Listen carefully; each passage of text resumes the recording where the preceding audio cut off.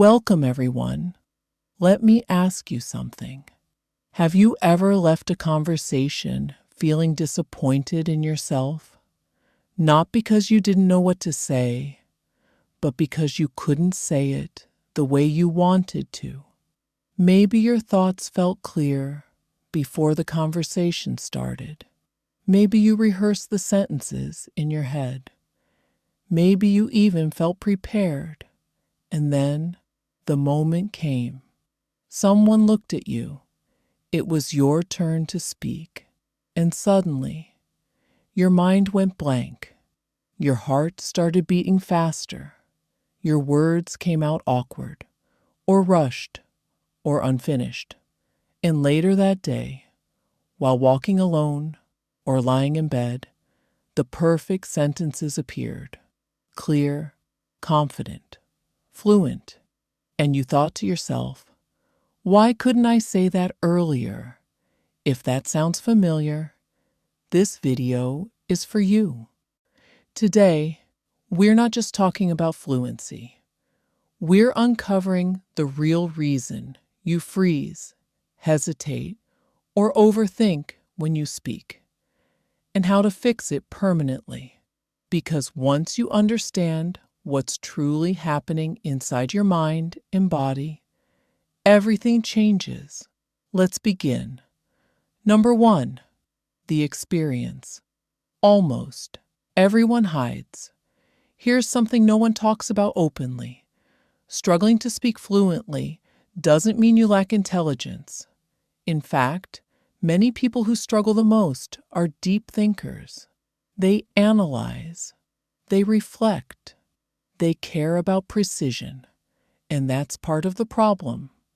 When you care too much about saying the right thing, you create internal pressure. You don't just speak, you perform. And performance activates stress. Think about this.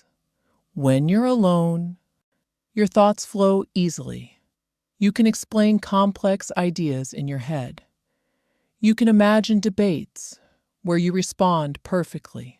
You sound articulate, balanced, confident. But the moment another human enters the situation, something shifts. Why?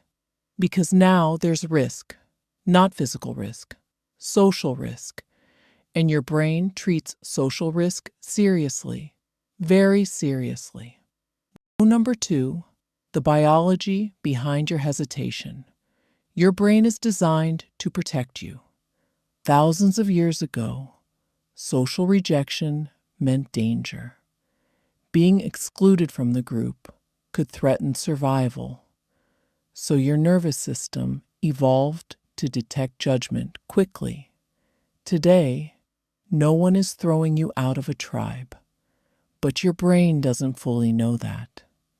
When you speak in front of others, your nervous system asks, what if I say something wrong? What if they think I'm stupid? What if I embarrass myself? And instantly, your body reacts. Your breathing becomes shallow. Your throat tightens. Your jaw stiffens. Your heart rate increases. Blood shifts away from complex thinking and toward survival readiness. And guess what suffers first? Articulation, word recall, sentence structure. You don't freeze because you're incapable. You freeze because your nervous system is on alert. Fluency requires cognitive ease. Stress creates cognitive interference. This is not a character flaw. It's a biological pattern. And biological patterns can be retrained. Number 3, you're editing yourself in real time. Now let's look at another layer. Imagine trying to write a sentence while deleting every word immediately after typing it. That's what you're doing when you speak. You begin, so, I think that maybe, and your brain interrupts. No, that sounds weak. Say it differently. Use a better word. Don't pause. Don't look unsure. So you hesitate, restart, rephrase, and your rhythm collapses. Fluent speakers aren't necessarily smarter. They simply allow their thoughts to finish before judging them. They separate creation from correction. You, on the other hand, are trying to create and correct simultaneously, and that creates friction. Fluency isn't about perfect grammar, it's about uninterrupted flow. Flow disappears when self-criticism is active. Number 4, the hidden trap of overthinking. If you are someone who struggles with fluency, there's a high chance you overthink. Overthinking feels productive. It feels responsible. It feels like you're preparing carefully. But in live conversation, overthinking becomes paralysis. Instead of focusing on the message, you focus on your tone, your facial expression, your posture, their reaction, your word choice, your speed. And when attention splits into too many directions, clarity disappears. Think of attention like a spotlight. If you scatter it everywhere, nothing is fully illuminated. Fluency requires single direction focus, one idea, one sentence, one thought at a time. Number 5, why you speak better. Alone. Have you noticed that you can speak smoothly when you're alone? You can explain ideas clearly. You can imagine giving speeches. You can even talk out loud confidently. So the issue isn't your ability, it's the environment. When you're alone, there's no judgment, no evaluation, no risk. Your nervous system relaxes, and relaxed systems think better. The goal is not to eliminate nervousness entirely. That's unrealistic. The goal is to remain functional even when nervous. That is a trainable skill. Number 6, the practical system, how to fix it. Understanding the problem is powerful, but change requires practice. So now let's move into structured solutions. Not motivational slogans, not vague advice. Concrete methods you can apply immediately. Step 1. Slow down on purpose. Most people try to speak faster to sound fluent. But speed is not fluency. Speed is often anxiety. When you rush, you give your brain less time to retrieve words. You compress your breathing. You increase mistakes. And mistakes increase self-criticism, which increases anxiety, which increases rushing. It becomes a loop. Instead, speak 20% slower than feels natural. Pause between ideas. Let silence exist. Silence does not make you look incompetent. It makes you look thoughtful. Strong speakers are comfortable with space. Weak speakers rush to fill it. Practice controlled pacing. Fluency grows inside calm rhythm. Step 2. Think in ideas, not perfect sentences. Stop building elaborate sentences in your head before speaking. Conversation is not an academic essay. It's a living exchange. Instead of, I would like to elaborate further on this particular issue. Say, here's what I think. Direct, clear, human. Complex vocabulary does not equal credibility. Clarity does. Speak in ideas, one idea at a time. Your brain processes ideas faster than polished grammar. When you reduce complexity, hesitation decreases. Step 3. The 5-minute flow exercise. This is simple, but transformative. Every day, choose a topic. Set a timer for 5 minutes. Speak continuously. No stopping, No restarting sentences. No apologizing. If you get stuck, repeat the last phrase and continue. The rule is momentum over perfection. Why does this work? Because your brain adapts to sustained output. When you force uninterrupted speaking, it learns to move forward instead of freezing. Over time, hesitation reduces naturally.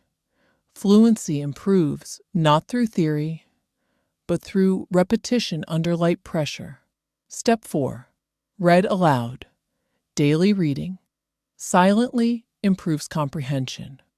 Reading aloud improves articulation. When you read aloud, you train pronunciation. You train pacing. You train breathing. You train vocal strength. 5 minutes a day is enough. Choose books, articles, or speeches. Focus on smooth delivery, not speed. The goal is vocal control. Confidence grows when your voice feels stable. Step 5. Master your breathing.